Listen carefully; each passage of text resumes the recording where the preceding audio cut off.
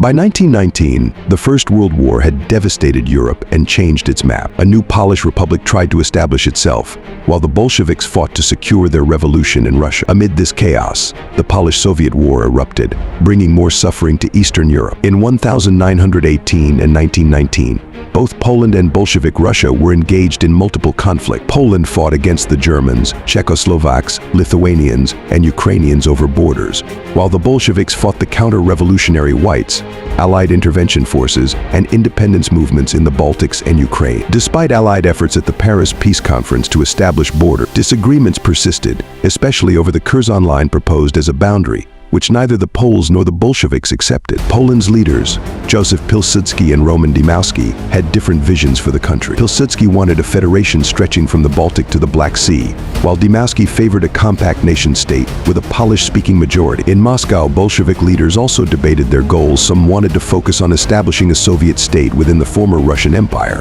while others aimed to push the Red Army west to spread the revolution to Europe. Since 1914, the people of Poland and Russia had endured battles, harsh occupations, and new wars that brought poverty, hunger, and disease, killing millions. The war between Poland and Bolshevik Russia would add to their misery. In early 1919, as German troops left their occupation zone, Polish and Red Army units advanced into the gap. Without enough troops for a conventional campaign, both sides engaged in skirmishes, guerrilla fighting, and cavalry raid. The Poles drove the Bolsheviks from Minsk in August and took control of eastern Galicia. However, the Red Army was still occupied with white forces until the fall. Warsaw's newly gained territories were difficult to manage due to mixed populations. Many welcomed the Polish army, but others did not. Some Polish troops treated locals harshly, especially Jews, although this was against official policy. In Moscow, the Bolsheviks also faced resistance in the borderlands. Many people resented the Red Army's political terror and looting, but some supported the Bolsheviks out of fear of the return of Polish landowners. Locals were more concerned with how armed forces behaved than which nation was winning the war. In 1920, border clashes between Poland and the Bolsheviks escalated into full-scale war.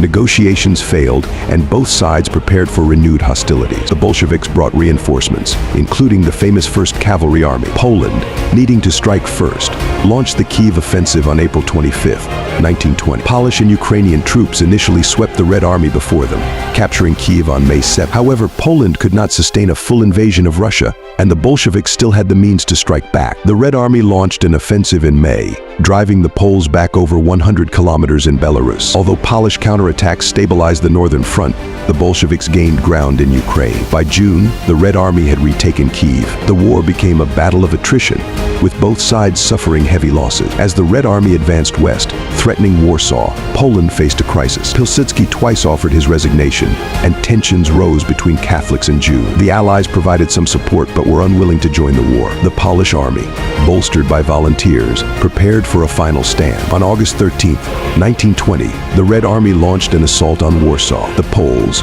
despite being outnumbered, held their ground.